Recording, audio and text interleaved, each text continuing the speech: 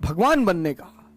ऐसा कहने से बहुत सारे लोग दुखी होते हैं कि यार ऐसा कौन सा फॉर्मूला है सर। है सर, वो फॉर्मूला इस देश के पास है।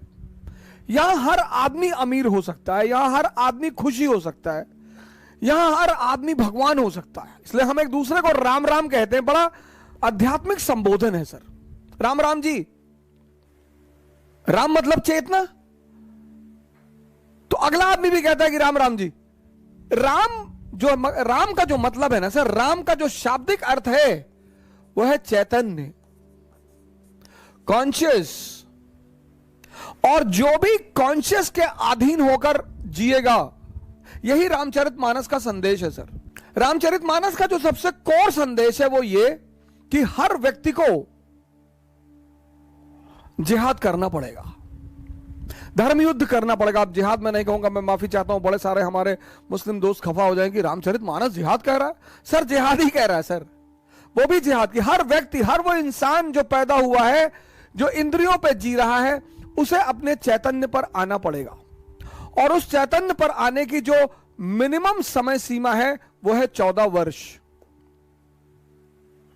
साधना करनी पड़ेगी। अगर मिनिमम, मैक्सिमम तो 14 जन्म हो सकते हैं, 1400 जन्म हो सकते हैं, अगर समझ में ना आए तो। सूत्र क्या है? हर व्यक्ति को जीवन में सन्यास एक बार लेना पड़ेगा। परिवार नहीं छोड़ना है, पत्नी नहीं छोड़नी है, मां बाप नहीं छोड़ने हैं, बच्चे नहीं छोड़ने। ये सब ड्रामेबाजी की बातें हैं सर, ये सब शुद्ध ड्रामेबाजी। ये भारत को इस संस्कृति से दूर भगाने की। हर व्यक्ति को, मैं हर हिंदू नहीं कहूंगा, हर व्यक्ति को रामचरितमानस पढ़नी चाहिए। हर व्यक्ति को। परिवर्तन का सूत्र है सर, क्योंकि जो राम कौन है? प्रभु राम। प्रभु राम वो है जो चैतन्य के स्तर पर जी रहे हैं, इंद्रियों से ऊपर जा चुके हैं। तो वो जो चैतन्य के प्रभु राम है, वो एक अच्छे पुत्र हैं, वो एक अच्छे पति हैं, वो एक अच्छे पिता हैं। चैतन्य पे हैं सर, चैतन्य से बड़ा कौन? इसलिए इस भारतीय उपमहाद्वीप में इन दोनों एपिक, ये दोनों महाकाव्य हैं। महाकाव्य का अर्थ है कि कहानी ए से शुरू हो, जेड पे खत्म हो। काव्य में महाकाव्य, रामायण और महाभारत महाकाव्य है। तो राम, हर व्यक्ति इस देश में ईश्वर बनने के लिए पैदा हुआ। हम धन्य हैं जो हम भारत भूमि पर पैदा हुए हैं। भगवान आज भी टहल रहे हैं यहां, संतों के रूप में, मुनियों के रूप में। पता नहीं कौन हमारे जैसे आदमी को, वो याराना का गाना है ना सर, मेरी जिंदगी संवारी मुझको गले लगाकर, बैठा दिया पलंग पर मुझे खाट से उठाकर। मेरे साथ तो यही हुआ सर।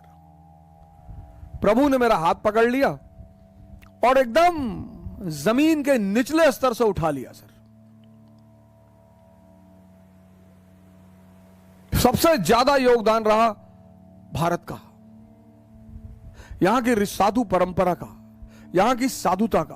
कोई कुछ भी बोले सर, मेरे लिए तो सदगुरु भगवान है, मेरे लिए तो पंडित रविशंकर भगवान है, मेरे लिए तो आचार्य रजनीश भगवान है, मेरे लिए इस देश का हर संत भगवान है। धर्म उसका कोई भी हो सर, वो मुसलमान संत भी हो सकता, हालांकि संतों का कोई धर्म नहीं होता, लेकिन एक कैटेगराइजेशन। हम अमेरिका चले जाते, ठीक है सर, एक अच्छी सी जिंदगी जी लेते सर। हम लंदन चले जाते, एक अच्छी सी जिंदगी जी लेते सर। हम पेरिस चले जाते, एक अच्छी सी जिंदगी जी लेते। लेकिन भगवान बनने के रास्ते पर कभी नहीं चल पाते सर। हम सब धन्य भागी हैं जो इस भूमि पर पैदा हुए हैं। इसीलिए दुनिया के बहुत सारे लोग इस भूमि से बड़ी नफरत करते हैं। तभी तो इकबाल साहब ने कहा, कुछ बात है कि हस्ती मिटती नहीं हमारी। इसीलिए कहा। इकबाल साहब थोड़ा सा इधर उधर हो गए थे बाद में, लेकिन कोई बात नहीं, इतने बड़े बड़े आदमी की छोटी मोटी गलतियां माफ की जा सकती।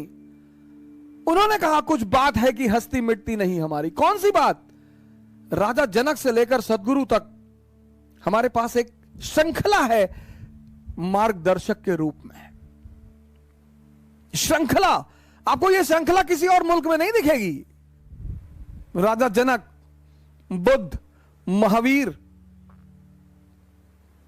शंकराचार्य, दादू, नानक, रैदास, कबीर, आचार्य रजनीश, पंडित रविशंकर, मां निर्मला देवी।